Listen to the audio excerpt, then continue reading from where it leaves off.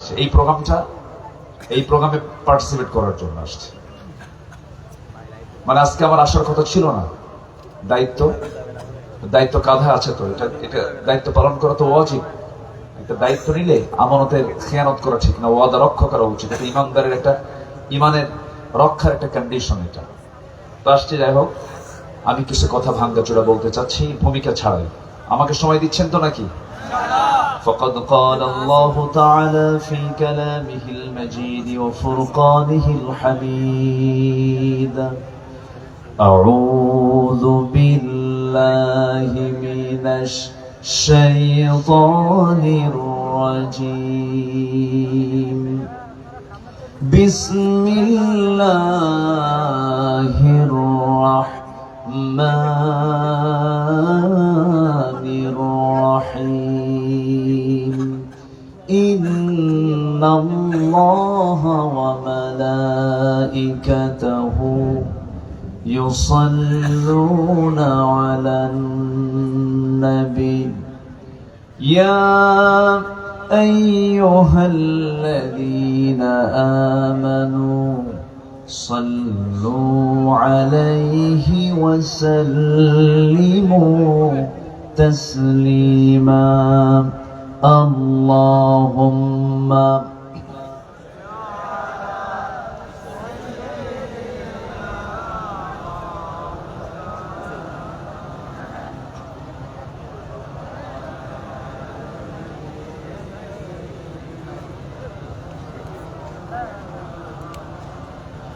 প্রাণের অধিক বেশি যার দাম রাহমাতুল লিল আলামিন।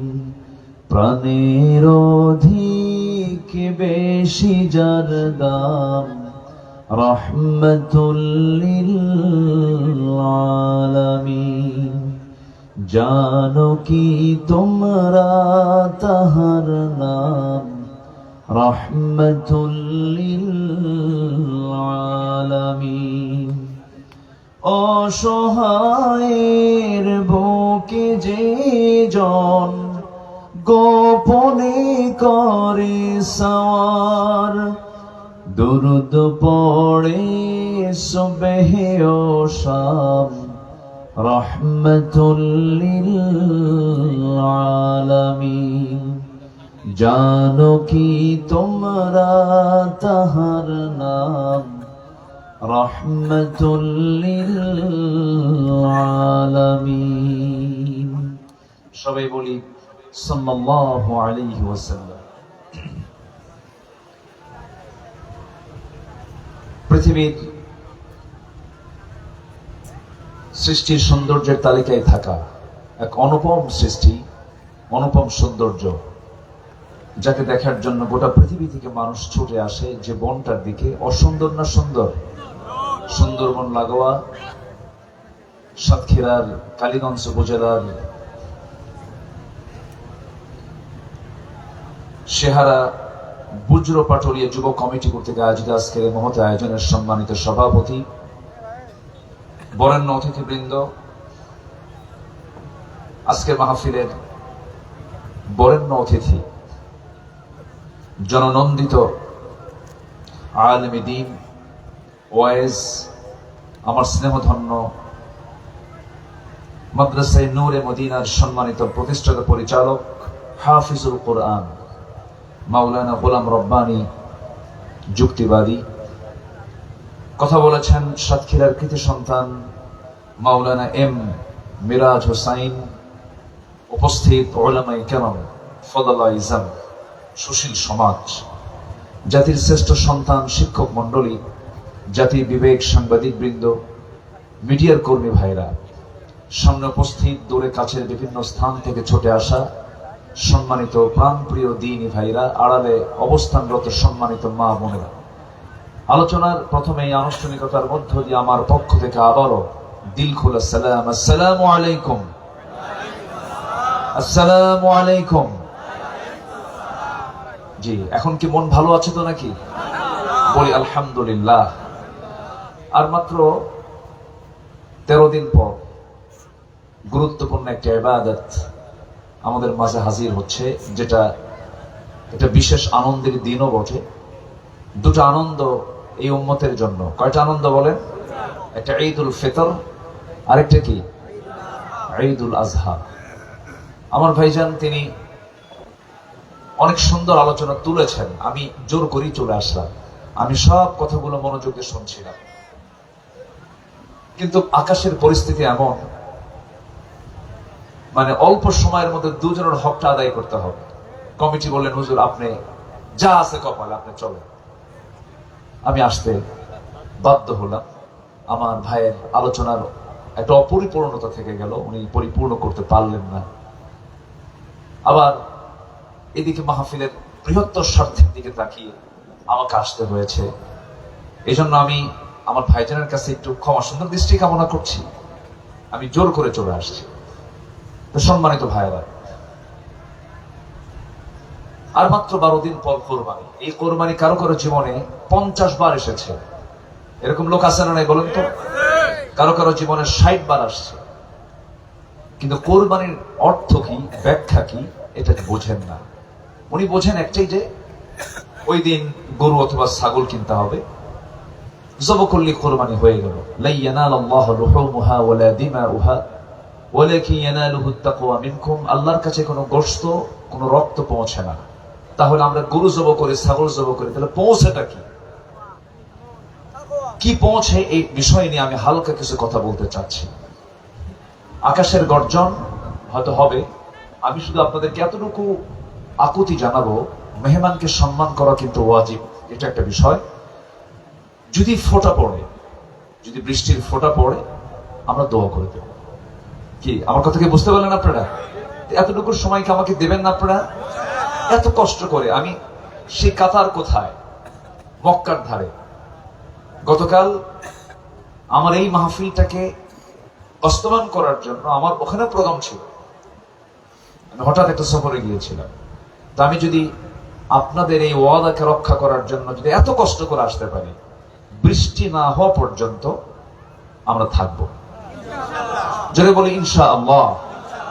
আপনার এই অল্প লোকের কথা, যারা হাজার হাজার লোক আসছিলেন, তাদের কাছে এই মেসেজটা একটু পৌঁছায় দিবেন, একটু বলে দিবেন, বাল্লিগু আন্নি ওয়ালাউ আয়া, একটু বলে দিবেন, হয়ে যাবে। মাহফিল আল্লাহ পাক কবুল করুন, জোরে বলি আমিন। লক্ষ লক্ষ মানুষ মাহফিলে, কিন্তু মাহফিল কবুল হয়নি। কিন্তু মাহফিলে মাত্র হয়তো 200-400 মানুষ, কিন্তু মাহফিল কবুল হয়ে গেছে। বলুন তো, কবুল দরকার আগে না লোক দরকার আগে? বলেন কি দরকার আগে? ইন্নী দাউতু কওমি লাইলান ওয়া নাহারা। নূহ আলাইহিস সালাতু ওয়াস সালাম তিনি দিনে এবং রাতে কালিমার দাওয়াত দিয়েছেন 24 ঘন্টা। ইন্নী দাউতু কওমি লাইলান ওয়া নাহারা। তার দাওয়াতে 900 বছরের সাড়া দিয়েছে মাত্র 80 থেকে 90 জন মানুষ। বলুন, আল্লাহর নবী নূহ আলাইহিস সালামের দাওয়াত কি ব্যর্থ ছিল? বলেন ব্যর্থ ছিল?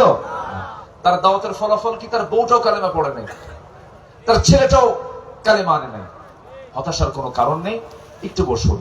অল্প সংখ্যক লোকই জান্নাত পাবে, অল্প সংখ্যক লোকই আল্লাহওয়ালা হয়ে থাকে।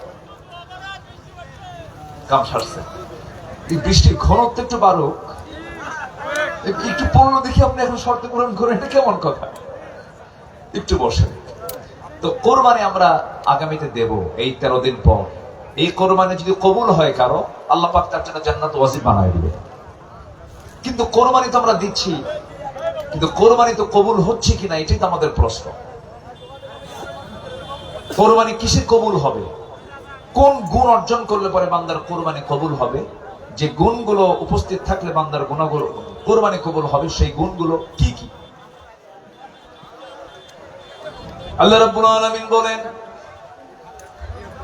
হুদাল লিল মুত্তাকিনা আল্লাযীনা ইউমিনুনা বিল গায়বি ওয়া ইউকিমুনাস সালাতা ওয়া মিম্মা রাযাকনাহুম ইউনফিকুন والذين يؤمنون بما أنزل إليك وما أنزل من قبلك وبالآخرة هم يوقنون أولئك على هدى من ربهم وأولئك هم المفلحون জোরে বলুন আল্লাহু আকবার। আল্লাহ রাব্বুল আলামিন বলেন, যে সমস্ত বান্দার ভিতরে 5টা গুণ দেখা যাবে সেই বান্দাই হবে সফল। সে যে ইবাদতগুলো করবে তাই কবুল হয়ে যাবে। নামাজ কবুল হবে, কোরবানি কবুল হয়ে যাবে, তার দান সদকা কবুল হবে, যার মধ্যে 5টা গুণ থাকবে। আল্লাহ রাব্বুল আলামিন 5টা গুণ দিয়ে কোরআন শুরু করেছেন। এই 5টা গুণ এত গুরুত্বপূর্ণ, এই জন্য ভূমিকায় তিনি বলে দিয়েছেন সূরা ফাতিহার পরপরই মূল বক্তব্য দেওয়ার প্রথম মেসেজ আল্লাহ রাব্বুল আলামিন এই 5টা মেসেজ দিয়েছেন। 5টা গুণ অর্জন করো, আমি আল্লাহ রাব্বুল আলামিন তোমাকে সফলতা দিয়ে দেব। যা চাইবে আমি তাই দেব। যে ইবাদত করবে তুমি তা কবুল করব। তুমি কোরবানি দিবা, তোমার কোরবানির পশু জমিনে স্পর্শ হওয়ার, তোমার কোরবানির রক্ত পশুর রক্ত জমিনে স্পর্শ হওয়ার পূর্বে আমি আল্লাহ রাব্বুল আলামিন তোমার কোরবানি মঞ্জুর করে নেব। প্রথম কোরবানি পশু না মানুষ? বলেন, প্রথম কোরবানি পশু না মানুষ? কোন মানুষ? মানুষটার নাম কি বলেন? বলেন, মানুষটার নাম কি? ইসমাইল। কথা শুনতে গেলে তো ধৈর্য ধরতে হবে, ধৈর্য দরকার, একটু ধৈর্য দরকার। সামান্য একটু প্রতিকূলতা আসলে যদি আমরা একটু দুমড়ে যাই, থমকে যাই, এটা কেমন কথা? একটু বসেন, আসছেন কষ্ট করে, একটু কথাগুলো শুনে যাই। তাহলে পশু কোরবানি আগে হয়েছে না মানুষ কোরবানি আগে হয়েছে? বলে। মানুষটার নাম কি বলুন? ইসমাইল। ওনার বেড়ে ওঠা কোন ঘরের পাশে? বলেন কোন ঘর? কাবা। কোন নগর? বলেন। আচ্ছা, তাহলে কাবা ঘর আর মক্কা নগর। নগর মানে হচ্ছে একটা একটা এলাকা। মক্কা নগরী পৃথিবীর প্রথম নগরী। এটা ইন্না আউওয়ালা বাইতুম উদিআ লিন-নাসি লাল্লাযী বিবাক্কা মুবারাকা। প্রথম ঘর হচ্ছে বিবাক্কা। এই মক্কাকে বাক্কাও বলা হয়, অর্থাৎ বাইতুল্লাহ। এই ঘরটা হচ্ছে প্রথম ঘর। পৃথিবীর কোথাও কোনো ঘর ছিল না। প্রথম ঘর, প্রথম বসতি, প্রথম ঘরটা কার ঘর? আল্লাহর ঘর। আর সেই ঘরের সাথী লেগে আল্লাহ তাআলা যাকে ছোট্টবেলায় তার মাকে সাথে নিয়ে ওই জায়গায় তাকে বড় করেছিলেন। আমাদের ইতিহাস কম বেশি জানা আছে। ইতিহাসগুলো শুধু শুনবো না দেখবো? বলেন। দেখতে হবে। আল্লাহ তুমি প্রত্যেক বান্দাকে এই স্মৃতিগুলো, এই ইতিহাসগুলো বাস্তবে দেখার তৌফিক দিয়ে দাও। দেখার জন্য কোন নগরে যেতে হবে? বলেন, কোন নগরে